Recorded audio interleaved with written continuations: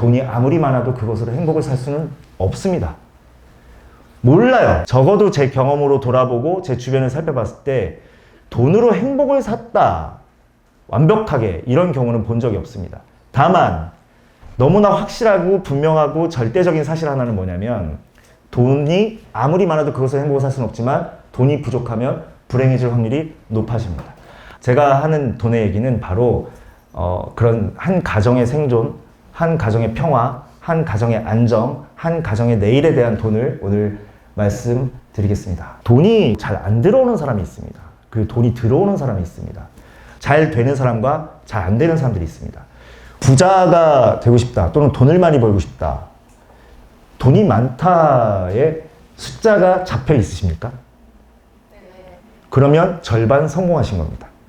저에게 돈을 많이 벌고 싶다고 찾아오시는 상당수의 사업가와 개인이 돈을 많이 벌고 싶다고 해서 제가 그럼 얼마면 돈이 많은 건데 라고 물어봤을 때 구체적인 숫자를 얘기하는 사람들이 거의 없었습니다. 구체적인 숫자를 얘기하는 순간 이건 매우 분명해지는 거예요. 때문에 우리가 가야 할 목적지가 고린 지점이 명확해지는 거죠.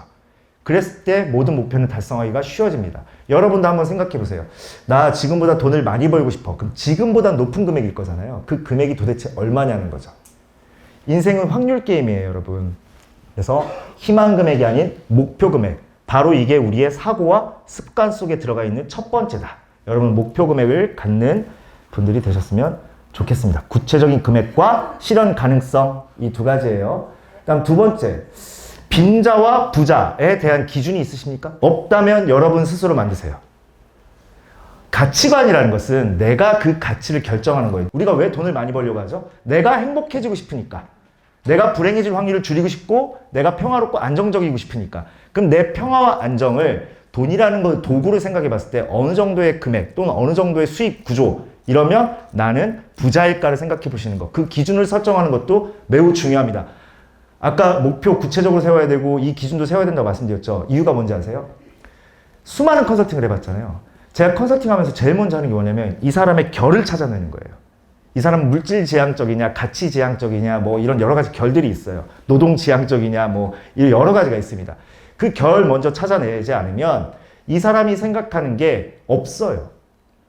이게 맞다에 끌려가요. 자기 결과 상관없이. 이게 좋은 거야. 이게 훌륭한 거야. 끌려가요. 돈에 대해서도 마찬가지예요.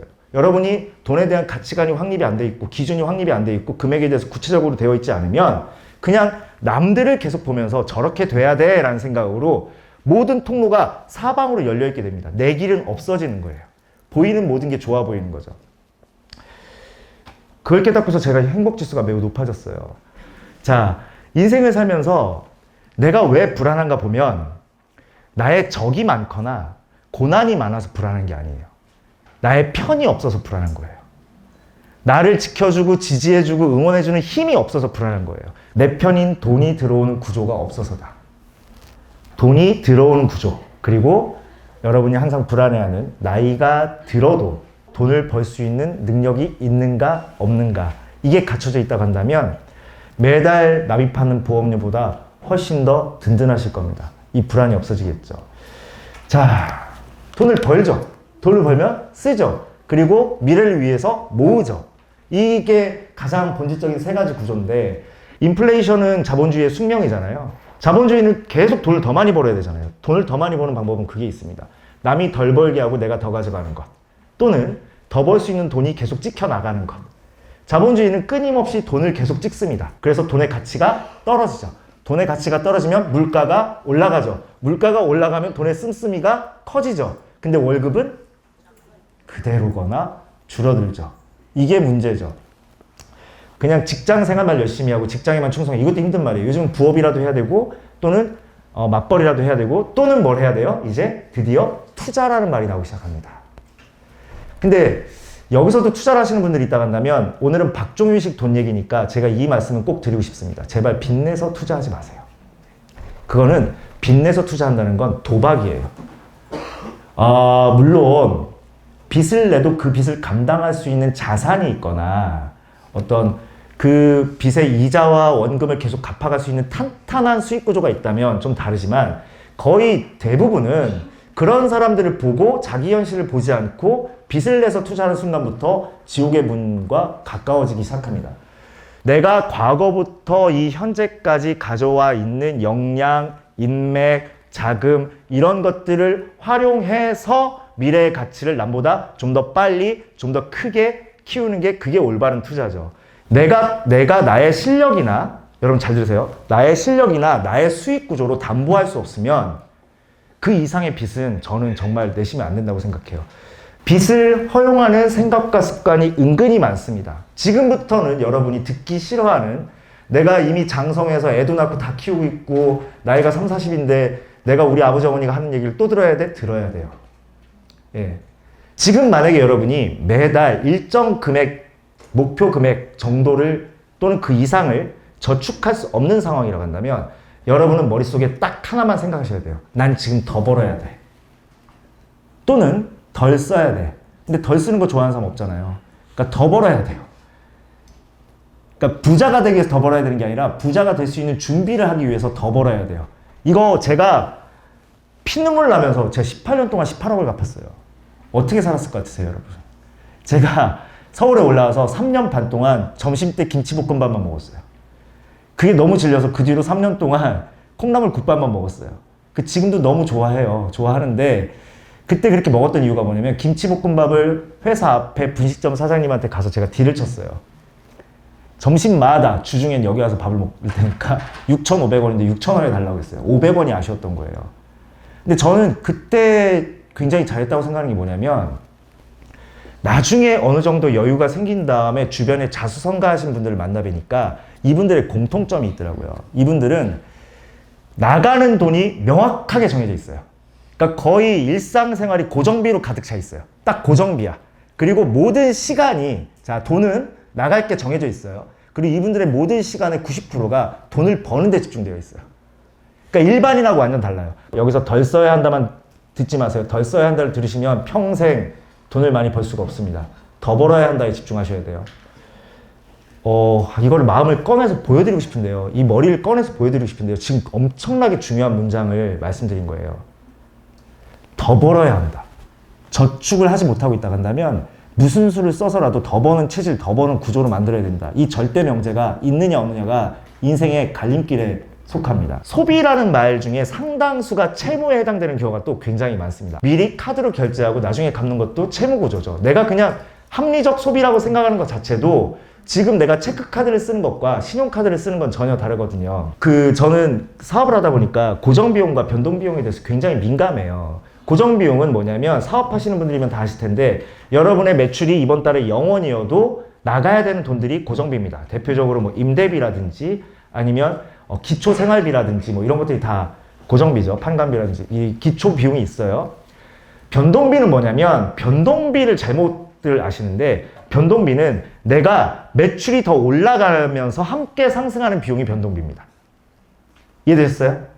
예, 이 변동비는 들쭉날쭉해서 변동비가 아니라 변동비의 목적은 내가 매출을 상승시키는데 기여하는 비용들이에요.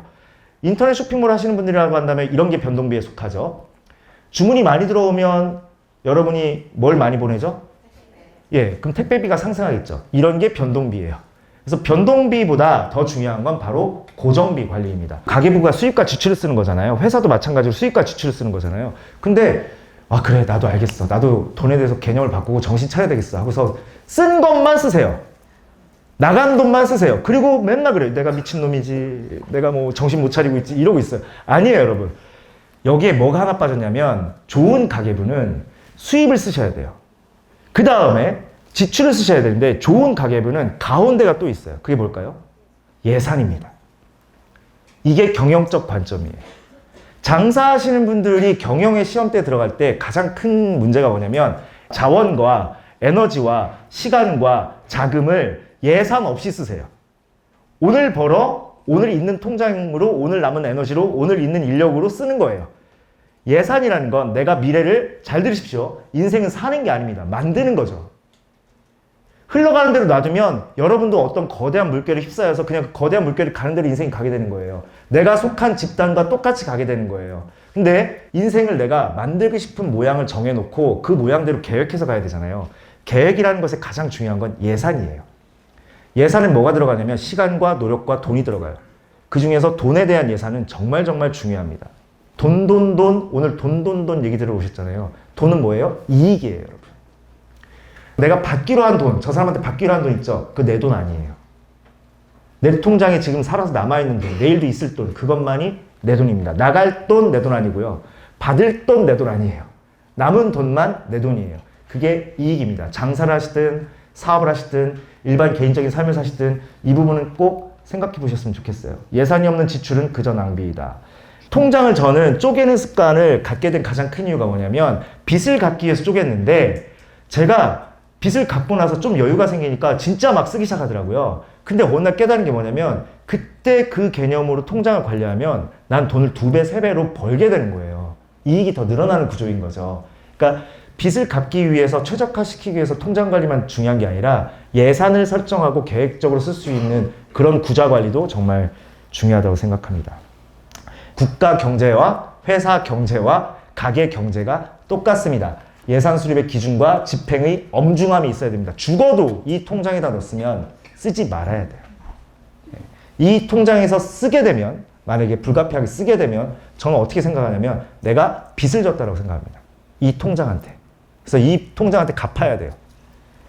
자, 이제부터 돈의 진실. 이걸 알고 자각하시면 제가 장담하는데 여러분 올해 여러분의 인생은 정말 바뀝니다. 그렇게 바뀌신 분들을 저는 여러 명 알고 있어요. 세상에 존재하는 두 가지의 돈, 받는 돈과 버는 돈. 이렇게 생각해 보셨습니까? 받는 돈이 있고 버는 돈이 있잖아요. 받는다라는 건 저 사람이 나한테 안 주면 못 받는 거예요. 받는 돈이란 뭐냐면 늘 을의 돈이에요. 내가 이 돈에 대한 통제권을 갖고 있지 않은 거예요. 이게 받는 돈이고요. 버는 돈은 뭐냐면 내가 직접 거래하는 거예요. 받는 돈은 거래의 결과물을 내가 받는 거고 버는 돈은 내가 직접 그 돈을 다이렉트로, 이게 버는 돈이에요. 쉽게 말하면 월급은 받는 돈, 장사해서 고객님한테 받는 돈은 버는 돈, 이렇게 생각하시면 되죠. 오늘 또 많은 사람들이 회사를 그만두겠구나. 잊지 마셔야 돼요. 내가 상류층이 된다는 건 밑에 중산층이 있다는 뜻이고 밑에 빈곤층이 있다는 뜻이에요. 즉 비교 우위의 길을 간다는 것과 마찬가지예요. 때문에 내가 지금 계속 지금의 안정감을 벗어버리고 새로운 곳으로 움직인다는 뜻이거든요. 불안정한 길을 간다는 거예요. 그러니까 여러분이 지금보다 더 높은 수익을 얻으려고 한다면 안정적인 기반을 최대한 유지하려고 노력하되 불안정한 행동을 무서워하지 말아야 합니다. 그게 진짜 투자예요. 내가 좀 더 새로운 시도를 많이 해야 된다. 내가 좀 더 새로운 도전을 많이 해야 된다. 이 뜻이죠. 받는 돈에 안정감에 취해서 버는 돈의 확장성을 잃어서는 안 됩니다. 버는 돈은, 내가 버는 사람은 확장할 수가 있어요. 뭔가를 더 팔면 되니까. 뭔가를 더 다르게 팔면 되니까. 근데 받는 돈은 뭐냐면 소속되어 있는 거잖아요. 그러니까 정해진 대로 가치 그 평가가 나온 대로 그냥 주어지는 돈을 받게 되는 거예요. 물론 장점은 있죠. 이 돈의 운용에 대한 책임은 질 필요가 없으니까 내가 거기에 대한 불안감은 좀 줄어들 수 있죠. 그러니까 받는 돈과 버는 돈을 저는 이렇게 생각해요. 받는 돈의 삶을 살지 말고 버는 돈의 삶을 살아라, 이 얘기가 아니라 받는 돈과 버는 돈이 존재한다는 걸 인지하고 그 균형을 맞추기 위해서 또는 둘 다 양립시키기 위한 노력을 해주면 좋겠다. 받는 돈으로 살아간 삶이 나쁘다가 아닙니다, 여러분. 버는 돈의 구조에 대해서도 늘 생각하는 걸 갖고 계시는 게 정말 중요하다는 말씀을 드리고 싶어요.